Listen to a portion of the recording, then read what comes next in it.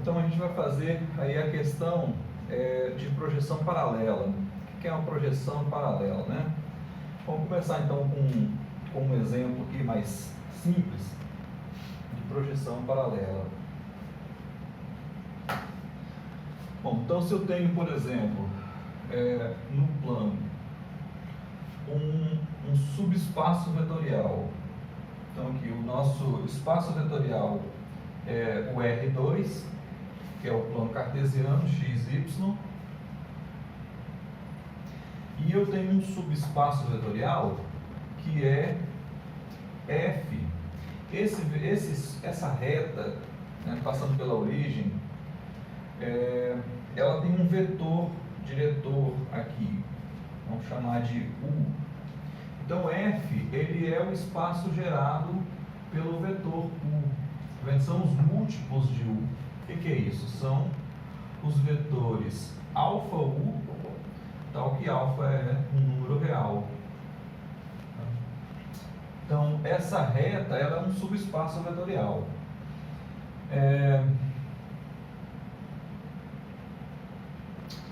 Tá, mas eu preciso de mais uma coisa. Eu preciso de dois subespaços vetoriais. Então, vamos pegar uma outra reta. Essa outra reta ela tem um vetor também diretor, chamado de V. E esse é o subespaço gerado por V. Então, F e G são subespaços de F. Então, você tem F e G como subespaços vetoriais de F. Ok. Então, o que é uma projeção paralela nesse contexto aqui? Então, você pega, por exemplo, um ponto qualquer. Esse ponto tem coordenadas x e tem coordenadas y. Então, esse é o ponto xy. É um ponto P de coordenadas xy. Eu vou projetar esse ponto sobre a reta U. Mas tem várias formas de projetar esse ponto sobre a reta U.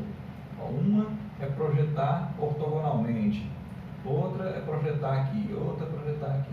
E tem uma que é uma projeção que é paralela ao vetor V, ou paralela ao espaço. Então, essa projeção aqui é a projeção paralela. Então, essa aqui é a projeção ortogonal, essa é a projeção paralela. Então, essa projeção, vou chamar de P, esse ponto de P aqui não é interessante, vou chamar só de XY. Então, esse ponto é o ponto XY, e esse ponto é a projeção sobre F, paralela a G do ponto XY. Então, essa é a ideia.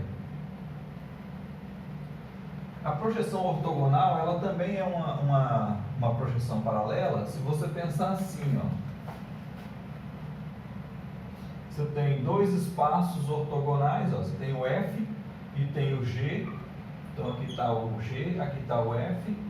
São dois espaços ortogonais. Então aqui é o V, aqui é o U, e eles são ortogonais.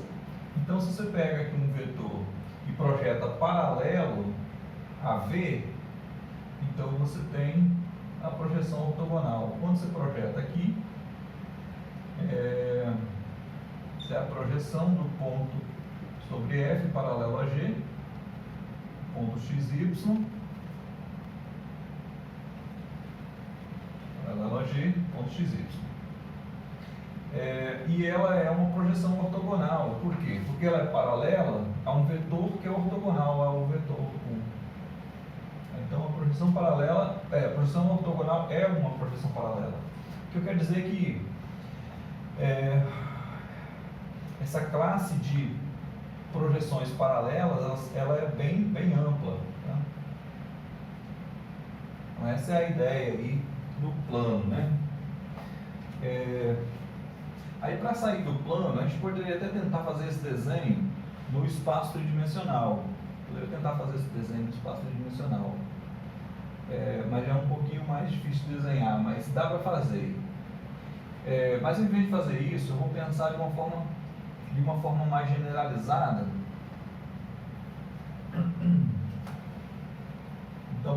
você consegue fazer uma projeção paralela.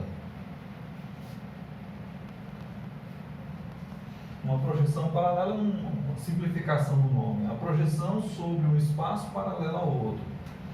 Então, toda vez que você tem o espaço, ele é a soma direta de F com G. Então, você tem dois subespaços, F e G, subespaços de E. E, além disso, o espaço, ele é a soma direta desses dois subespaços. Ou seja, se a soma direta, você tem, para cada vetor aqui, para cada W em E, você tem um U aqui e um V aqui, de modo que o W desse espaço é a soma desses dois e não tem outra escolha. Se você fizer, isso aqui a gente fez essa conta, ó. Se você fizer W é igual a U' mais V', não tem saída por causa da soma direta, você tem que U' é igual a U e V' é igual a V. Então essa maneira de escrever é única. Ou seja, a função que eu vou definir agora, ela tá bem definida e ela é única também. Então, se você pegar, por exemplo, a projeção sobre F paralelo a G de W, você definir da seguinte forma: por um lado, ela é igual, cada vetor do espaço pode ser escrito assim. Então, por um lado, ela é igual a projeção de U mais V, Agora, essa passagem aqui, ela está bem definida, e é única. Só tem uma opção, que é você abandona a parte de G e fica com a parte de F. Então, você está projetando sobre F. Esse vetor U pertence a F. Então, você abandona esse, aí você projeta no espaço. Então, esse cara aqui pertence a F. Então, você projetou o W, pegou o W e projetou sobre F. Tá vendo? Projetou em U sobre F. Agora, o fato desse U ser a componente do W dá essa ideia de paralelo a G. Tá?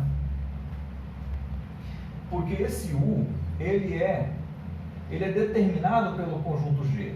Tá? Quando você faz assim, ó, W é igual a U mais V, então esse U, ele foi determinado por essa estrutura inicial. Dado W, você determina o U, ele é único. Tá? Quem é que determina isso? É essa estrutura inicial aqui. Então isso faz com que esse resultado U tenha alguma coisa a ver com G, tenha alguma coisa a ver com F, mas também tem alguma coisa a ver com G. Então, são esses dois conjuntos que determinam esse U aqui. Ok? Então, essa estrutura, essa função que abandona essa componente de G e fica só com a componente de F, ela está bem definida, né?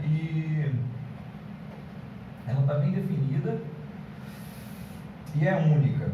E tem mais características que faz com que isso seja uma transformação linear. Mas aí não vamos entrar muito nesse mérito aí não.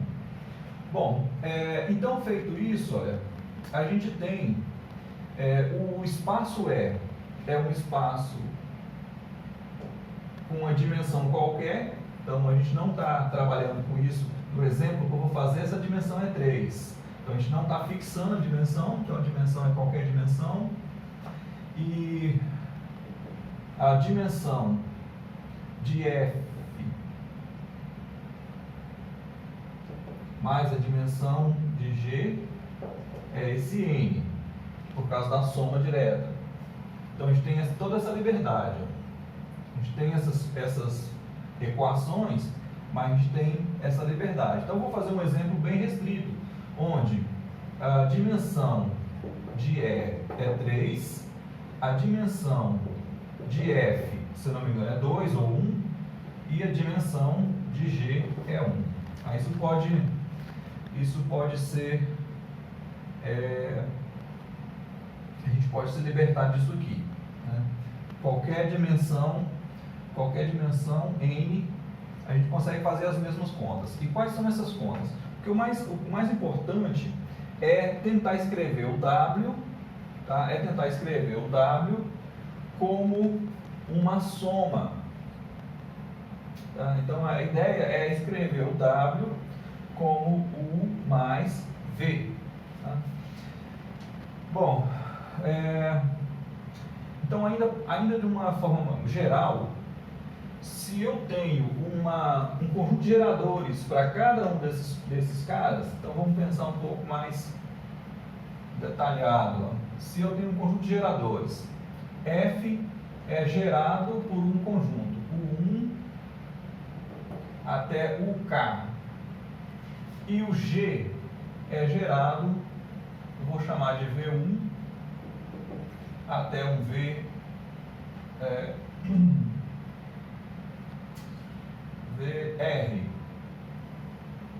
Então tem um conjunto de geradores.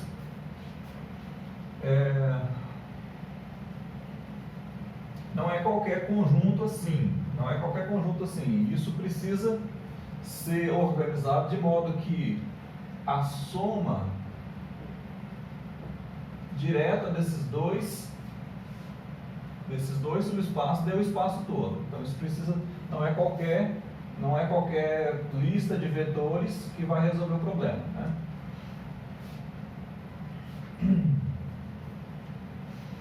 Bom, mas como é que eu vou escrever, dada essa situação, como é que eu vou escrever um vetor W em E? Como é que eu vou escrever ele como um vetor daqui e outro daqui? Então, como é que eu escrevo W igual a U mais V? Então, onde U pertence a F, com U em F e V em G. Aí eu vou escrever isso da seguinte forma. O que significa estar em F? Ó? Significa que ele é a combinação desses caras aqui. Ó. Então, U é alfa 1, U1 mais alfa K, UK. E V em G significa que V é beta 1, V1 mais beta K, beta R,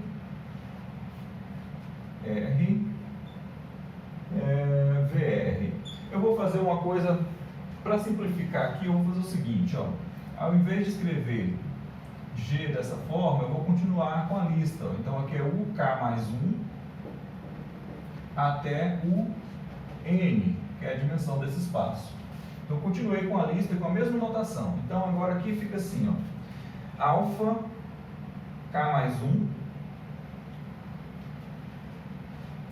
UK mais 1, mais alfa N, o N. Então agora ficou mais genérico. Bom, então é isso que eu preciso. Eu preciso encontrar dois vetores que sejam, um seja a combinação dos U's até o K e o outro seja a combinação dos U's daí para frente. Ou seja, mas quando eu somo isso, o W fica assim, ó. W é alfa 1, U1 mais reticências, alfa K, UK mais alfa K mais 1, UK mais 1, mais reticências, mais alfa N, UN. Então é uma combinação dos vetores todos de 1 até N, uma combinação linear desses vetores. É isso que eu quero fazer com o W. Então, no geral, a gente pode formular e reformular problemas, e aí no final acaba caindo em um único problema. Então, vários problemas são assim. Então, essa questão, resolver essa questão resume-se em escrever o vetor que foi dado como combinação da lista de vetores dos geradores dos dois espaços, né? Na verdade, de bases, né? Isso aqui é uma base, isso aqui é uma base. Então, você escrever o vetor dado com a combinação dessa lista unida. Você vai unir essas duas listas, você vai unir as duas listas de vetores e vai gerar o W.